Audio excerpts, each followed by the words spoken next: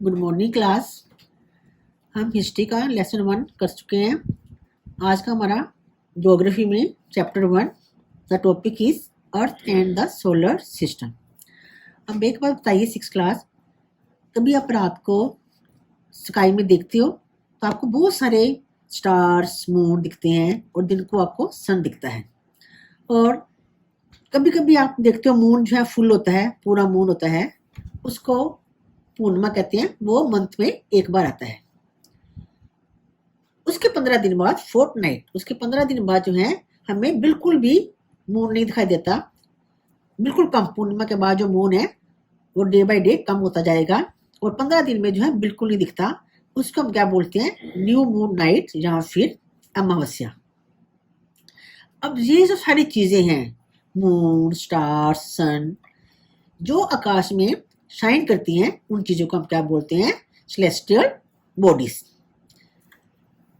कुछ celestial bodies जो हैं they are big and hot, बहुत बड़ी बड़ी होती हैं और गर्म होती हैं, और ये they are made up of gases, ये गैसेस से बनी होती हैं और इनकी अपनी हीट और लाइट होती है, और इनको हम स्टार्स कहते हैं। स्टार्स हम किनको कहते हैं? जो बिग एंड हॉट और they have their own heat and light, जिनकी अपनी हीट और लाइट होती है, उनको हम क्या बोलते हैं? स्टार्स। और सन भी एक स्टार ही है। अब कभी कभी आप स्काई में देखते होंगे, आपको कुछ स्टार्स ऐसे दिखते होंगे जो कि कुछ शेप बनी होती है, उनकी अलग अलग तरह की शेप बनी होती है, वो दिखती है। तो उन ग्रुप ऑफ स्टार्स को हम क्या बोलते हैं? कॉन्स्टेलेशन। इनमें से कुछ ऐसे है, जैसे उर्सा मेजर या बिग बियर जो है, ये एक तरह का कॉन्स्टेलेशन है। अब नेक्स्ट जो है पोल स्टार। आजकल आप लोग कहीं जाते हो, गाड़ी में जा रहे हो या बस में जा रहे हो, कहीं जा रहे हो, या ड्राइवर्स हैं, वो अपना रास्ता कैसे फाउंड आउट करते हैं? मैप को साथ लगा लेते हैं, गूगल पे मैप देख लेते हो और मैप को ऑन कर देते हो, तो फिर आपको रास्ता पता चल जाता है। लेकिन एंशियंट टाइम में, पुराने जमाने में तो मैप्स नहीं थे, ना ही जो गूगल वगैरह पे मैप दिखते थे, तो उस समय में लोग जो है डायरेक्शंस के बारे में कैसे पता चलते था? तो उस समय में लोग जो है स्टार्स की हेल्प के साथ जो है वो अपना रास्ता, अपनी डायरेक्शन जो है दिखते थे।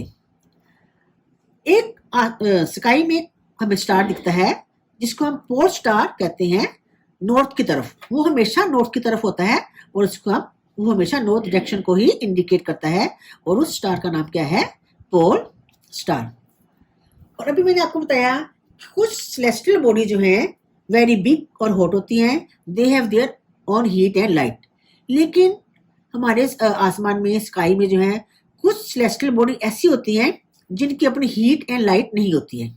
They are lit by the light of stars.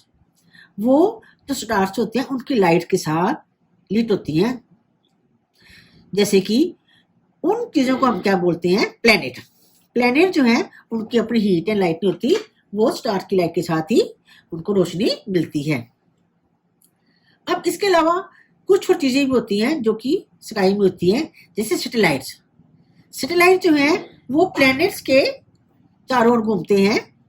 Planets के चारों ओर घूमने के साथ साथ वो सूर्य के चारों ओर भी घूमते हैं। और एक बात आपको बताएं, जैसे कि आप लोग देखते हो सूर्य सुबह ईस्ट से निकलता है, धीरे धीरे आता आता आगे आगे आता जाता है, फिर वेस्ट में वो छुप जाता है। लेकिन एक्चुअल में क्या है? सूरज जो है, सन जो है, सूरज घूमता नहीं है। घूम क्या रही है? हमारी अर्थ जो है वो घूमती है, सूरज नहीं घूमता। सूरज तो स्टेबल है, एक ही जगह पे है, हमारी अर्थ घूमती है।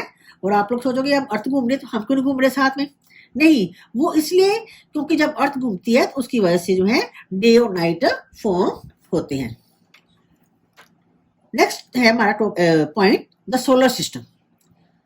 ये जो अंतरिक्ष है, आसमान है, उसमें जो है सोलर सिस्टम बोलते हैं। और उस सोलर सिस्टम में जो है क्या क्या इंक्लूड होता है? The sun, 8 planets, satellites, asteroids and meteoroids. इन सबको मिलके क्या बनता है? Solar system. और इस सोलर सिस्टम का जो है सन जो है उसके सेंटर में होता है। The sun is in the centre of the solar system. और सन जो है ये बहुत ज्यादा गर्म गैसेस से बना होता है, और इसलिए ये बहुत गर्म होता है। और सन जो है वो हमारी अर्थ से 150 मिलियन किलोमीटर दूर है।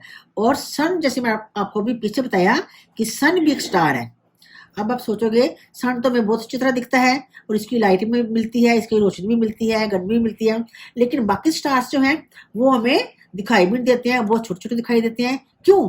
क्योंकि जो स्टार्स जो हैं, बाकी स्टार जो है वो बहुत दूर हैं, वो टिमटिमाते हुए दिखते हैं हमें, हमें ट्विंकल करते हुए क्यों दिखते हैं? क्योंकि वो हमारे अर्थ से बहुत दूर हैं। और सन जो है, वो सन स्टार जो है वो हमारी अर्थ के जो सबसे ज्यादा पास है। कितनी दूरी है उसकी? 150 million kilometre away from the earth. अब सन के बाद आ जाते हैं planet. There are 8 planets in our solar system. हमारे सोलर सिस्टम में जो 8 प्लैनेट्स हैं जो कि सूरज के चारों ओर घूमते हैं, और उनके अपने हर प्लैनेट का अपना अपना एक पाथ होता है, एक अपना फिक्स्ड पाथ, एक फिक्स्ड रास्ता होता है।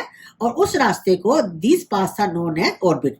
उस रास्ते को क्या बोलते हैं? ऑर्बिट। और वो अपने पाथ के चारों ओर, अपने पाथ की तरफ चलते हुए वो सूरज का एक चक्कर लगाते हैं।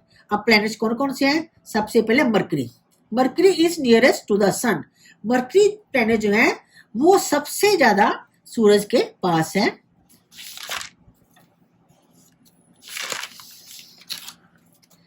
It takes only about 88 days to complete one round along its orbit. वो क्योंकि ये पास है बिल्कुल, तो इसको सूरज को चक्कर पूरा करने में कितने दिन लगते हैं? Only 88 days. 88 दिनों में ये अपना चक्कर जो है सूरज के चारों ओर पूरा कर लेते हैं, क्योंकि ये बिल्कुल पास है। नेक्स्ट हमारा प्लेनेट है Venus. Venus is considered as the earth twin. Venus जो है उसको अर्थ का जुड़वा बोलते हैं। क्यों? क्योंकि अर्थ जो वीनस जो है अर्थ की तरह ही साइज में और शेप में ये बिल्कुल सिमिलर है। नेक्स्ट 3rd नंबर पे जो कौन सा प्लेनेट आता है? अर्थ, जिसके ऊपर हम रहते हैं। अर्थ जो है 3रे नंबर पे जो है सूरज से पास जो प्लेनेट है, और अर्थ को हम ब्लू प्लेनेट भी कहते हैं। क्यों? क्योंकि अर्थ का जो सरफेस है 2/3 सरफेस जो ज्यादा पानी है, वो अर्थ का सरफेस जो है पानी से कवर किया हुआ है। कितना?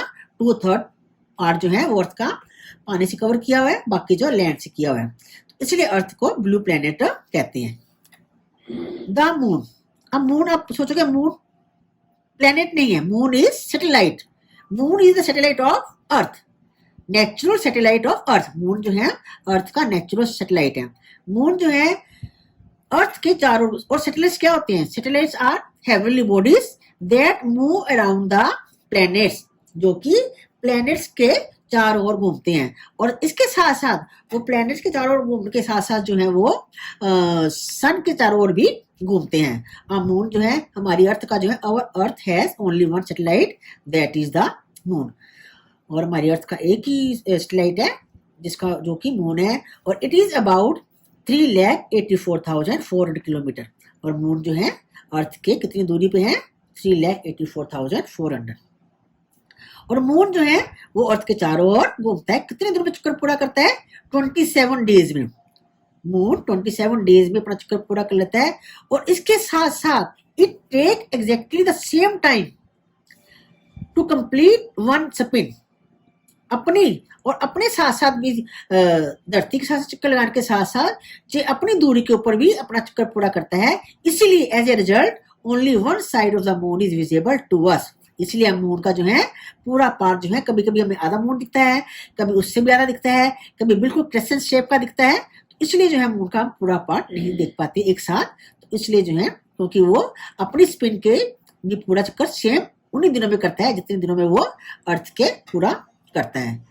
अब मून जो है, मून के ऊपर सबसे पहले Neil Armstrong was the first man to step on the moon on 29 July in 1969। Neil Armstrong जो है सबसे पहला आदमी था जो कि 1969 में 29 जुलाई को मून के ऊपर स्टेप आउट किया था, उसके ऊपर कदम रखा था। Next point is satellite.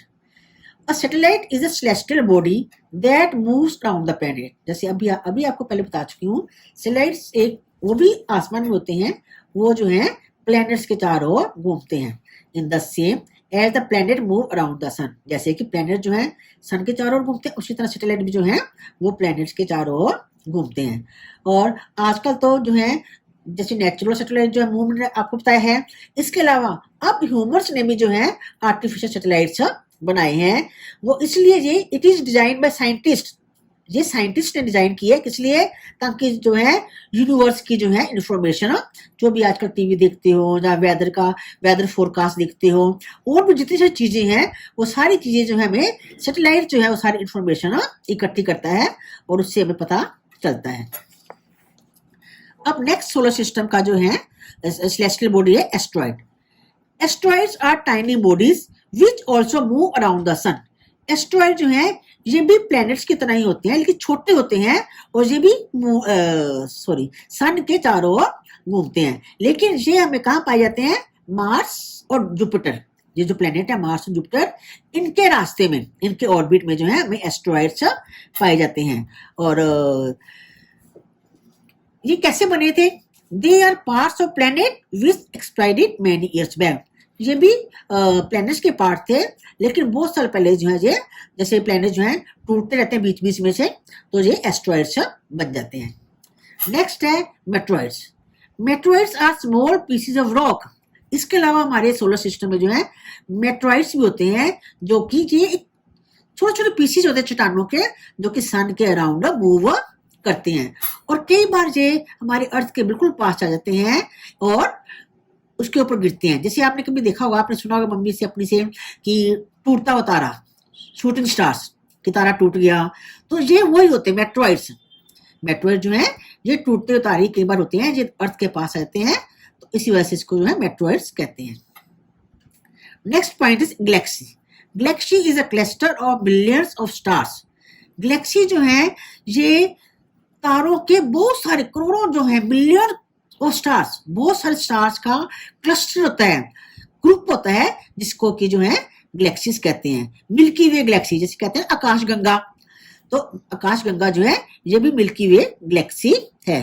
Galaxy जो है ये बिलियंस ऑफ स्टार्स मिलके बनते हैं, साथ में क्लाउड्स और डस्ट और गैसेस को मिला के जो है ये गैलेक्सीज बनते हैं। और इन गैलेक्सीज जो हमारा यूनिवर्स है ये भी इन गैलेक्सीज का ही एक पार्ट है। अब आपको ये असाइनमेंट दिया मैंने, ये आपने करना है और ये आपका लेसन जो है ज्योग्राफी का कंप्लीट हो गया है।